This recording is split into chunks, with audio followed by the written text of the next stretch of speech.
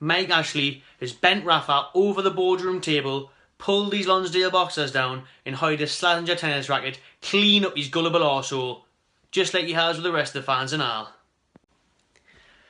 Buongiorno everyone, welcome to a Magpie Mondays. Quick one here. Billy's fucked off to Manchester with his bird or something out of that, so I'm just doing a quick one by myself. We've still got the deadline day rant that we're going to put out, so I'm just going to go over it now quickly. There'll be an international break, and then we'll be back for the Swansea game. So I mean, yeah, absolute fucking disgrace transfer window on it. We needed at bare minimum a left back, and never mind a number 10 and a striker. And we couldn't even get Southampton's third choice under 12 left back in. So I mean, Matt Target, couldn't even get him over the line. 11 PM, window closes, Newcastle don't sign anyone. Ooh, blimey. Anybody fucking surprised? I wasn't. I think Ashley clearly seen the West Ham game and thought, oh wait, Mbemba's doing a decent job at left back there. Hoslu obviously scored on his debut. Mick Rose came off the bench and scored. And he's just thought, yep, that'll do. Don't need to sign anyone else. That'll keep it going. Hopefully Rafa won't fuck off. And that'll keep it floating. I mean, even though De Jong, Riviere, Lazar, Hanley, Krul all left, freed up the wage bill and still nout. No excuse this time. Tighter than us also. I mean, you look at the likes of Swansea and West Brom, you know, they haven't spent much. They haven't got much to spend, but they do very savvy deals. And obviously what was said to Rafa in May and promised doesn't compare to what's been done in August. And it's identical to Keegan, and it's only going to end in tears for me. You know, since Ashley bought an UFC in 2007, the transfer net spend is just 22 million. Like, where's all the TV sponsorship and prize money gone? Ashley Sports Direct stocks have soared since he's been at the Toon, free advertising, etc. 130 million loan, which he'll claim back when he leaves. In effect, he's put nothing at the club and only ever taken. And for me, I reckon Rafa will be gone. I'd say by Christmas, or I reckon it'll be at West Ham. I reckon someone will come in, someone else in the Premier League will come in for him. And both parties will be delighted because Ashley will be like, yeah, I'll have that 5 million, thank you very much. And Rafa will be, yeah, I'll have a modern day transfer budget and a better squad. So that's the way I can see it going. He's getting pissed about like Pardew and the rest of them, but the difference is Rafa, Champions League winner, he's not gonna settle for it.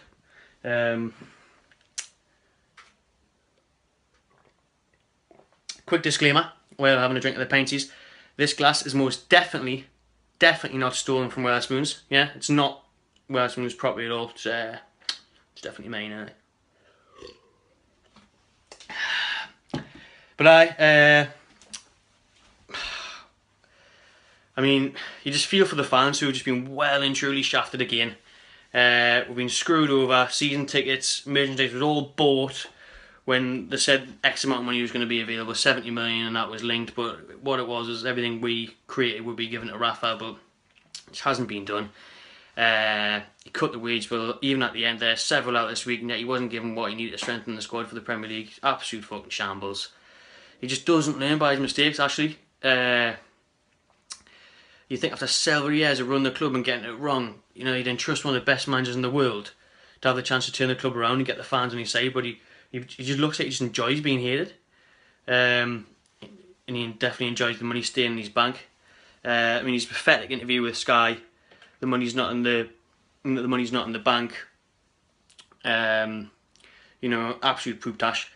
He's not long ago invested 200 million into that property development in London, so he can take in and out what he fucking likes.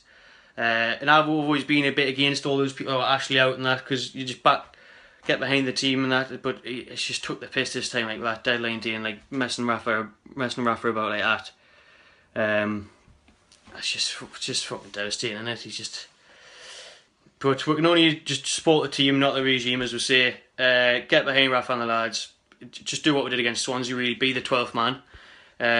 Against West Ham, sorry. Going into the Swansea game, just be the 12th man. And just hope Rafa stays, and hopefully this squad's good enough to keep up. And then, again, I will be naive in thinking that hopefully next summer, when the transfer window opens again next summer, that the TV money will be there from us staying up, that he'll invest. Only time will tell. But enough of talking about fucking Newcastle. We'll get back to that on the weekend. It's still a bit of a fucking depression kicking in after that window. So we'll look forward to the Swansea game. So international break. Talk about England now. On Friday, we're obviously away to Aldi's Cleaners, Malta. They put fucking the whole population of Malta behind the ball, and it took us ages to break them down, as expected. But you'd think, it pisses me off, like Southgate, as soon as he did go with a bit of attacking intent, put 4-2-4, we scored 3 goals in 5 minutes. So I know it's a bit dangerous to early off, but I would rather win 10-1 than 4-0 right at the end. And even if they did catch us out, but I mean, and that is a big if. But I reckon going forward, it's just Southgate needs to stop being so negative. I mean, why are we playing 2 whole midfielders against a side like that? You just put them out there and you just hurt them a lot more. So going into tonight's game against Slovakia, I think it'll be a tight one. It could be dodgy. It could be 2-1. I wouldn't even rule out them winning or a boring 0-0 after what we saw last year at the World Cup. But I'm on my way out now to watch it.